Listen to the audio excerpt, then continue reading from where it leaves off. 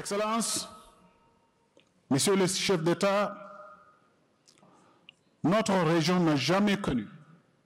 simultanément autant de défis depuis de nombreuses années. En effet, en dehors de nombreuses menaces liées à la paix et à la sécurité, ainsi que les défis liés à la pauvreté, notre région est également confrontée au risque de désintégration. Car, comme vous le savez tous,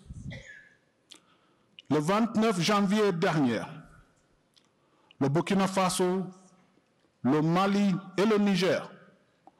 ont notifié à la Commission leur intention de quitter la CEDEAO avec effet immédiat. Notre peuple, le peuple de l'Afrique de l'Ouest, vit au sein d'une communauté intégrée de la CEDEAO depuis plusieurs décennies. Les populations ont bénéficié d'une liberté de mouvement dans notre espace CEDEAO et elles ont commencé à percevoir les avantages de notre marché commun où les produits locaux sont commercialisés librement sur un marché de plus de 400 millions d'habitants. À cela s'ajoute l'utilisation d'un passeport commun et d'une carte d'identité biométrique commune pour les déplacements à l'intérieur de notre espace communautaire. Au regard de ces avantages, il est évident que la désintégration perturbera non seulement la liberté de mouvement et d'établissement des personnes, mais elle aggravera également l'insécurité dans la région. Plus spécifiquement, le retrait des trois pays portera un coup dur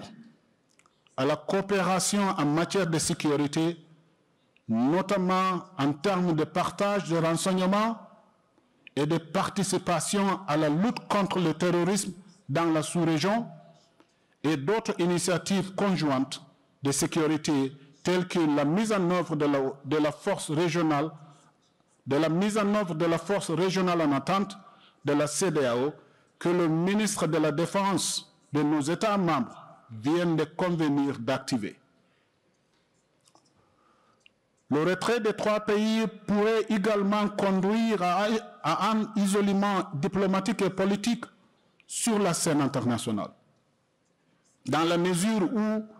les pays ne pourront plus bénéficier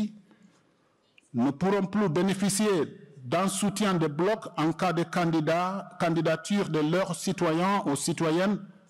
à des postes internationaux au sein de l'Union africaine, des Nations unies et d'organismes similaires. Ce retrait affectera également les conditions de voyage et d'immigration des citoyens de ces trois pays, car ils auront désormais à mener des démarches en vue de l'obtention d'un visa avant de voyager dans la sous-région.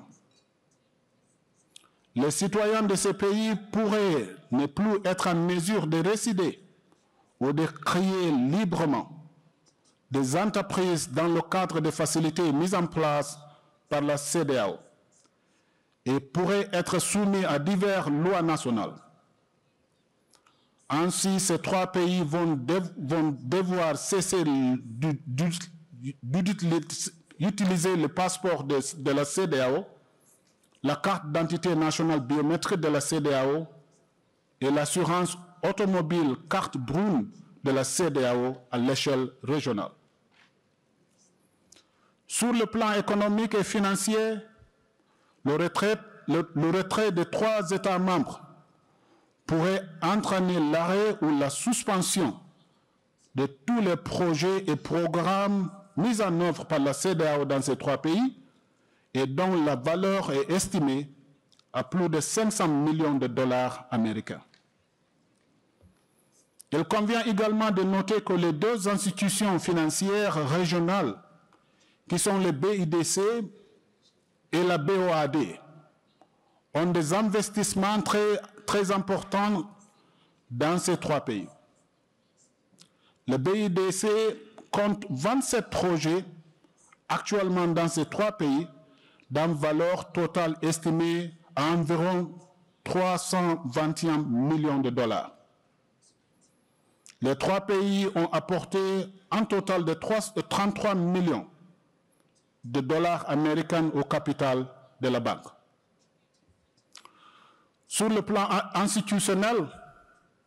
il convient de noter que le retrait des 3 pays entraînera non seulement la fermeture des 4 structures régionales de la CEDEAO au Burkina Faso, des 2 organismes régionaux de la CEDEAO au Mali et d'un bureau régional de la CEDEAO au Niger, mais il affectera également la sécurité d'emploi de quelques 130 personnels de la CEDEAO qui sont des citoyens de 3 pays.